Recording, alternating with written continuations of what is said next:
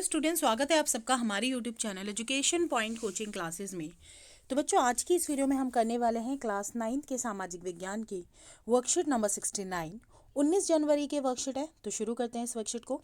बच्चों, last 2 worksheet की तरह इस बार भी हम प्राकृतिक वनस्पति और वन्य प्राणी पाठ को करने वाले हैं, जिसके अंदर हम मुख्यतः ये जानेंगे कि भारत सरकार द्वारा इन वन्य प्राणियों या प्राकृतिक वनस्पतियों को सुरक्षित एवं संरक्षित करने के लिए कौन से महत्वपूर्ण कदम उठाए गए हैं।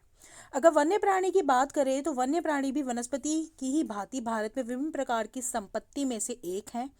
यहाँ जीवों की लगभग 90,000 प्रजातियां मिलती हैं। भारत में 90,000 प्रकार के जो जीव हैं, प्रजाति हैं, वो पाई जाती हैं। भारत में विश्व के 5% से 8% तक सरीसृप व स्तनधारी जानवर भी पाए जाते हैं। अगर स्तनधारी जानवरों में हाथी की बात करें तो वो सबसे महत्वपूर्ण है। ये असम, कर्नाटक, केरल के उष्ण तथा आर्द्र वनों में मिलते हैं। कौन? हाथी। वहीं भारत विश्व में अकेला ऐसा देश है जहां शेर और बाघ दोनों पाए जाते हैं। आपको ये ध्यान से समझना पड़ेगा कि भारत में शेरों की भी प्रजाति है और बाघों की भी है। भारतीय शेरों का प्राकृतिक वास अगर बात करें तो गुजरात के जो गिर जंगल है वहां सबसे ज्यादा मात्रा में शेर पाए जाते हैं। बाघ मध्य प्रदेश व झारखंड के वनों में, पश्चिम बंगाल के सुंदरवन में और हिमालय क्षेत्रों में पाए जाते हैं। अब वहीं अगर बात करें मुख्य जो इम्पोर्टेंट जो टॉपिक है कि भारत सरकार द्वारा जीव एवं पादप दोनों को सुरक्षित रखने के लिए कौन से कदम उठाए गए हैं, तो सबसे पहले तो भारत जीव सुरक्षा अधिनियम सन 1972 में लागू किया गया, जिसमें कि जीवों को सुरक्षित करने के अधिनियम लाए गए। वहीं देश में 18 जीव मंडल आरक्षित क्षेत्र, अर्थात जहां पर मनुष्यों का जाना पूर्णतः मना होता है, वो स्थापित किए गए हैं। इसके अलावा 1992 में सरकार द्वारा पादप उद्यानों को वित्तीय तथा तकनीकी सहायता देने की भी योजना बनाई गई है, ताकि उद्यानों को, जो जंगल हैं, उनको सुरक्षित किया जा सके टेक्नोलॉजी के थ्रू और फाइनेंशियली।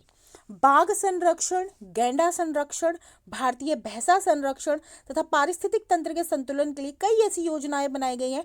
और आई थिंक ये सेव द टाइगर, ये तो बहुत ही फेमस हमारा एडवर्टीजमेंट भी रहा है कुछ समय तक, जो हमने खुद देखा हुआ है कि सरकार कैसे लोगों में अलग अलग माध्यमों के द्वारा ये जागरूकता ला रही है कि इन जानवरों को सुरक्षित करना कितना आवश्यक है। वहीं 103 नेशनल पार्क, 535 वन्य प्राणी अभ्यारण्य और कई चिड़ियाघर राष्ट्र की पादप एवं जीव संपत्ति की रक्षा करते हैं।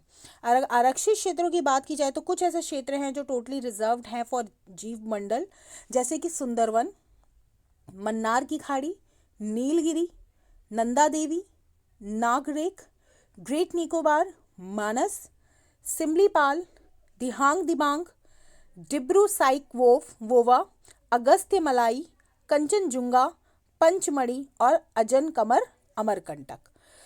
तो अन्य 4 भी हैं, जैसे कि कच्छ, ठंडा रेगिस्तान, शेष अचलम और पन्ना।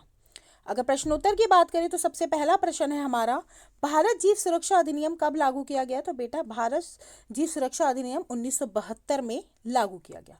प्रश्न दूसरा, भारत में वन्य जीवों की सुरक्षा के लिए सरकार द्वारा कौन से कदम उठाए गए हैं? तो ये सारे जो पॉइंट्स इसमें इंक्लूड होने वाले हैं, यानी कि जो भी 18 जीव मंडल सुरक्षित किए गए हैं, जीव सुरक्षा अधिनियम 1972 में लाया गया, 1992 में उद्यानों को वित्तीय एवं तकनीकी सहायता दी गई, इसके अलावा बाघ, गैंडा, भारतीय भैंसा संरक्षण अधिनियम लाए गए। इसके अलावा 103 नेशनल पार्क, 535 वन्य प्राणी अभ्यारण्य और कई चिड़ियाघरों द्वारा पादप एवं जीव संपत्ति को सुरक्षित किया गया है।